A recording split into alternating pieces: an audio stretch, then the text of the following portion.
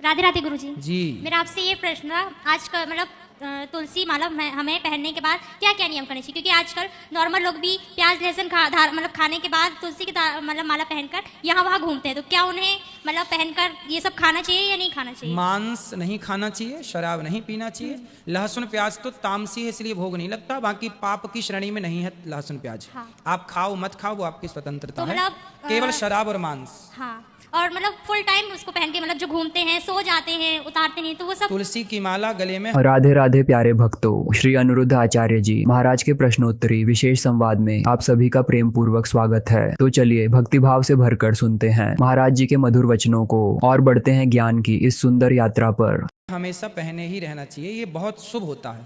तुलसी ना भगवान की पत्नी है। हाँ। भगवान के ऊपर नहीं चढ़ी रहती तुलसी महारानी।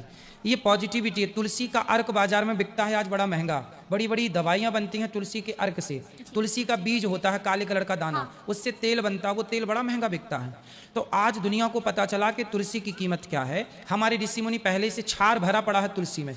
तो कहते हैं तुलसी सबसे बड़ी औषधि है जो सबके यहाँ बड़ी आसानी से हो सकती है। तो ये पॉजिटिविटी से भरी होती है तुलसी, इसलिए इसको पहनना चाहिए, हर हाल में पहनना चाहिए। इसका शुद्धि अशुद्धि से कोई लेना देना नहीं, बस गले में पड़ी हो। नहीं, मैंने सुना था कि मतलब इसमें भी रूल्स रहते हैं, तो वो ठीक है, रूल्स तो फिर सब जगह है। हाँ। फिर सारे रूल्स फॉलो नहीं कर सकता ना सारे व्यक्ति, पर इसे धारण करने के फायदे बहुत है। हाँ। हानि एक भी नहीं है, जी इसलिए पॉजिटिविटी ज्यादा है तो धारण कर लो। जी, धन्यवाद। हेलो हेलो, गुरु चरण स्पर्श। खुश रहिए। जो अभी माता जी कह के गई हैं कि उनका बच्चा मोबाइल देखता है, हाँ। तो उनको मंदिर भेजा जाए जिससे वो मोबाइल ना देखेंगे, मंत्र सीखेंगे। मैंने भी मंत्र सीखे हैं, मैं आपको सुनाता हूँ। सुनाओ। ऊर्ध्वमूल्यमधस्साखा मश्वथं प्राहुरव्ययम् छन्दांसि यस्य पर्णानि यस्तं वेद स वेदवित् अधस्य चोध्वं प्रसतास तस्य शाखा गुणा प्रविद्या विषयप्रवारः अधस्य मूलायनुसन्ततानि कर्मानुबन्धीनि मनुष्यलोके। वाह वाह, आप ठीक कह रहे हैं। बच्चों को मंदिर भेजा जाए, श्लोक सीखेंगे, भगवत गीता सीखेंगे। सही है, देखो सीखो इस बच्चे से। चलो ठीक है। गुरुजी राधे राधे। हाँ जी। गुरुजी साईं बाबा भगवान है या नहीं? आपके पिता कितने हैं? एक। दो हो सकते हैं? नहीं। फिर भगवान दो कैसे हो सकते हैं? सब थोड़ी भगवान हो सकते हैं। जी। साईं बाबा एक साधु हो सकते हैं, एक संत हो सकते हैं, एक गुरु हो सकते हैं। जी। भगवान नहीं हो सकते ना बेटा। जी। एको ब्रह्म द्वितीयो नास्ति, ईश्वर सब नहीं हो सकते। जी। जैसे आपके पिता सब नहीं हो सकते, है ना? जी। ऐसे ही ईश्वर सब नहीं हो सकते। यदि सब ईश्वर हो जाएंगे तो फिर आप भी कहो कि नहीं ये भी ईश्वर हैं, वो भी भगवान है, सब भगवान, तो फिर भगवान सब हो जाएंगे। तो देखो जैसे स्त्री के लिए ना पति एक ही रहता है, पतिव्रता नारी के लिए एक ही पति है, दो नहीं हो सकते ना। उसी तरह ईश्वर एक थे, एक हैं, एक ही रहेंगे बेटा। कोई भी ऐसे बाबा भगवान नहीं हो सकता। जी। ये सब आप लोगों को इस चीज को, इस ज्ञान को जल्दी समझ लेना चाहिए। कहीं ज्ञान आने के पहले अज्ञान फैल ना जाए, इसलिए समय पर रोग का इलाज कर लेना सही है। जी। एक और सवाल था। क्या समझ में आया पहले ये बताओ? जी। क्या अभी जो प्रश्न पूछा वो क्या समझ में आया कि आपको? भगवान एक ही हो सकते हैं। कौन है वो एक भगवान? वो ब्रह्म। भगवान नारायण, भगवान राम, भगवान कृष्ण। जी। ठीक है। साईं बाबा कौन है? साधु। ठीक है, अब आगे। कि सुना है कि श्री कृष्ण जी की शादी राजा जी से ब्रह्मा जी ने करवाई थी। हाँ कराई थी। जी। जी। धन्यवाद। कोई डाउट है इसमें? नहीं, डाउट था तो अब क्लियर हो गया। ठीक है प्रणाम गुरु जी। जी। मेरे को ना आपसे कुछ पूछना है। बोलो। अभी 1 महीने बाद 17 मई को मेरा फिजिकल है। जी। अभी ठीक है? हाँ हाँ बोलो बोलो। डिफेंस के लिए। जी। ठीक है, तो मेरे को, मैं प्रैक्टिस करती हूँ, मेरे को पता है कि मेरा क्लियर हो जाएगा, लेकिन है ना कभी कभी मन में ऐसा आता है कि शायद हो सकता है वहाँ पे जाके नहीं होगा। मतलब मन में ना गलत गलत विचार आते हैं। हो जाए तो बहुत अच्छा है। हाँ। और ना हो तो भी बहुत अच्छा ही है, ये समझो। अच्छा नहीं है, अगर नहीं होगा ना तो ना अच्छा नहीं समझो है। समझो समझो। देखो भगवान करे हो जाए, आप खूब मेहनत करना, खूब पढ़ाई करना, पर कभी हमें ये नहीं सोचना चाहिए कि यार नहीं हुआ अब हम क्या करेंगे। सुनो, डॉक्टर APJ अब्दुल कलाम को जानती हो? भारत के पूर्व राष्ट्रपति। जी। एक बार राष्ट्रपति जी जब राष्ट्रपति नहीं थे, जब वो विद्यार्थी थे, तो वो अभी जॉब ढूंढने दिल्ली आए थे। वो दक्षिण भारत के, उनका जन्म कहीं दक्षिण तरफ का है, तो वो दिल्ली आए। दिल्ली में कोई जॉब निकली होगी, कोई फॉर्म हम भरने आए और इंटरव्यू देने गए तो वो फेल हो गए। फिर उन्होंने सोचा कि अब क्या करें, तो वो यहाँ से दिल्ली से ना हरिद्वार चले गए और हरिद्वार के पास ना वो गंगा जी में मरने लग गए कि अब मर जाएंगे गंगा में डूब के, क्योंकि हमारा तो सिलेक्शन हुआ नहीं, पैसे कमाए नहीं, अब कोई नौकरी लगे नहीं। तो अब्दुल कलाम जी की ये घटना है, हमारे पूर्व राष्ट्रपति जी की। उन्होंने सोचा कि हम मर जाते हैं। क्यों मर जाते हैं? क्योंकि जॉब नहीं लगी। तो वहाँ पर एक संत थे, तो संत ने पूछा, ये बार बार वहाँ किनारे गंगा के खड़े, तो संत ने पूछा कि क्यों भाई, चलो शाम हो गई, क्यों खड़े हो यहाँ? तो उन्होंने बताया सच्ची सच्ची कि मैं मरना चाहता हूँ गंगा में। क्यों मरना चाहते हो? बोले मेरा जॉब नहीं लगा, काम नहीं हुआ, इतनी पढ़ाई की, कोई काम नहीं हुआ, अब मैं मर जाऊँगा।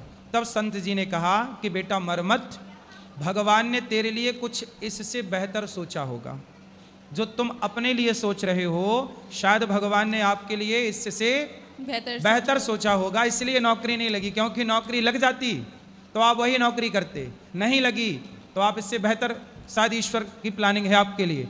आश्रम ले आए, रात को वहीं रोका, सवेरे संत जी ने पैसा दिया कि जाओ किराया लो और अपने घर जाओ। तब वो अब्दुल कलाम जी अपने घर गए, फिर उन्होंने पढ़ाई की और उन्होंने साइंटिस्ट बन करके दिखाया। बाद में वही बच्चा जो आत्महत्या करने चला था, भारत के सफल राष्ट्रपति बने, डॉक्टर एपीजे अब्दुल कलाम। लेकिन गुरुजी इसलिए कभी भी नेगेटिव थॉट आने मत दो। हम पास हो जाएं, हम क्लियर कर लें, हम नौकरी पा लें, सब सही है, पर ना पाओ तो परेशान होने का नहीं, क्योंकि एक दरवाजा बंद है तो कई दरवाजे हमारे लिए खुले हैं।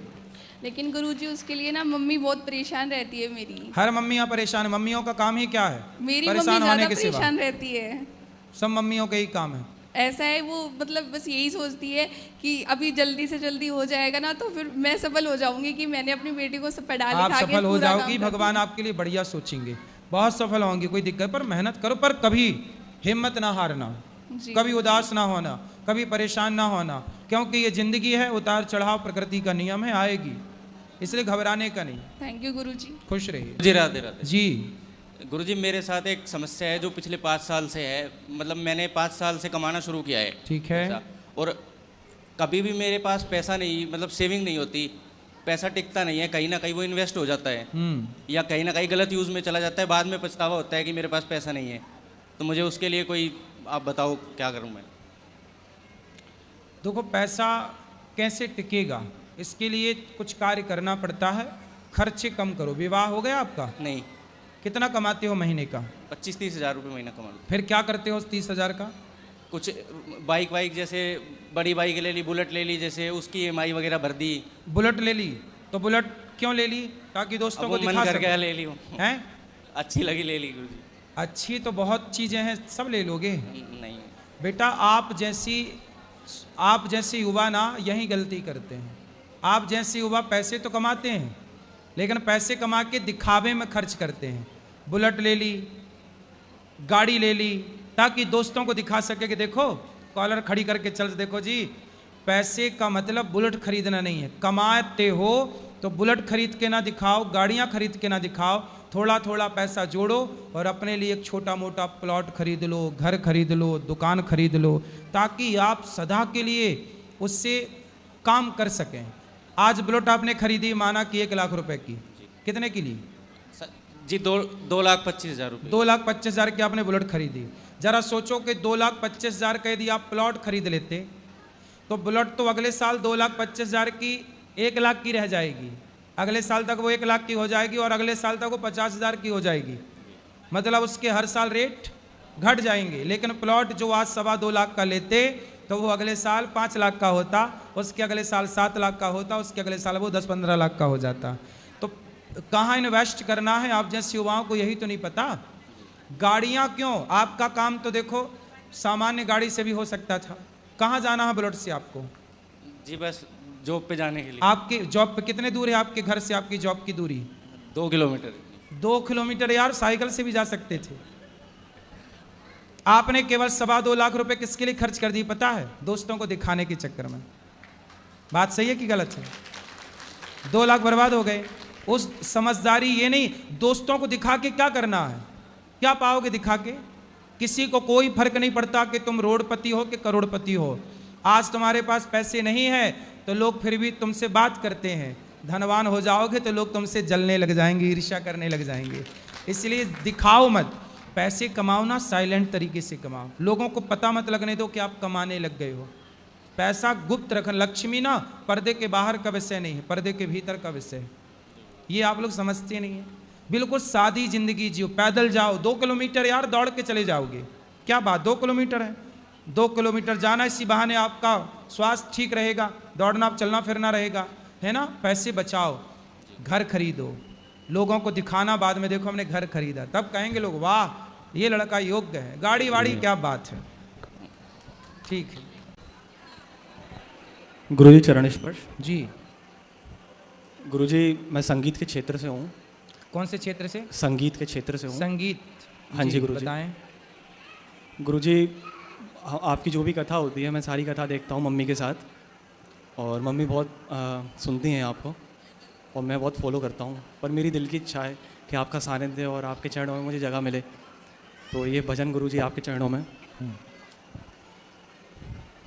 जो प्रेम गली में आया नहीं प्रिय तम का ठिकाना, क्या जाने जो प्रेम गली में आया नहीं प्रिय तम का ठिकाना, क्या जाने जो प्रेम गली में आया नहीं, जो प्रेम गली में आया नहीं प्रिय तम का ठिकाना, क्या जाने जिसने कभी प्रेम किया ही नहीं वो प्रेम निभाना, क्या जाने जो प्रेम गली। सुंदर।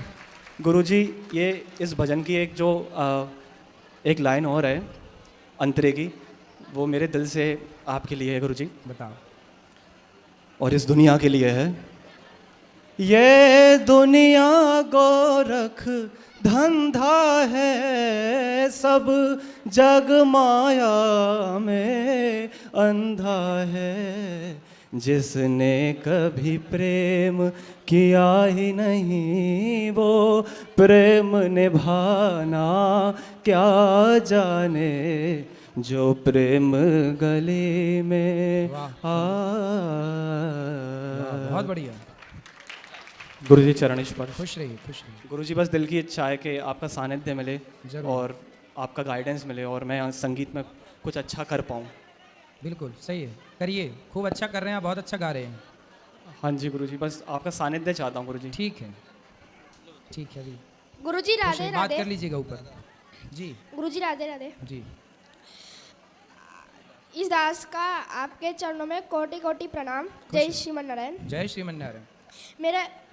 मेरा एक प्रश्न है कि जी बोलो। गुरु दीक्षा लेने के बाद कौन कौन से नियम पालन करना चाहिए? शराब ना पियो, मांस ना खाओ, झूठ कपट से बचो, यही नियम है, और क्या। गुरुजी एक और प्रश्न है, मैं कभी कभार मेरा दोस्त है ना, उनका झूठा खा लेता हूँ, तो फिर इसलिए कुछ। झूठा? हाँ, स्कूल में। तो झूठा क्यों खाते हो? मैं कभी कभार। तो क्या खाते हो झूठा? हाँ, जैसे मैगी वगैरह, चिप्स वगैरह। चलो, चिप्स तो अलग अलग पीस है, पर ठीक है, झूठा नहीं खाना चाहिए, किसी का भी नहीं खाना चाहिए। दोस्त लोग हैं तो चलता है, पर फिर भी झूठा नहीं। और एक प्रश्न, दुनिया का सबसे पहला एकादशी का नाम क्या है? एकादशी का नाम क्या है भाई? हाँ, सबसे पहले वो एकादशी की पुस्तक में देखना पड़ेगा। सब एकादशियों के 24 एकादशी होती है ना। हाँ। 24 एकादशियों के सबके अपना अपना नाम है। हाँ हाँ। सबके नाम है। भीमसैनी एकादशी है, निर्जला एकादशी है, सबके अपने अपने नाम हैं। मोक्षदा एकादशी है।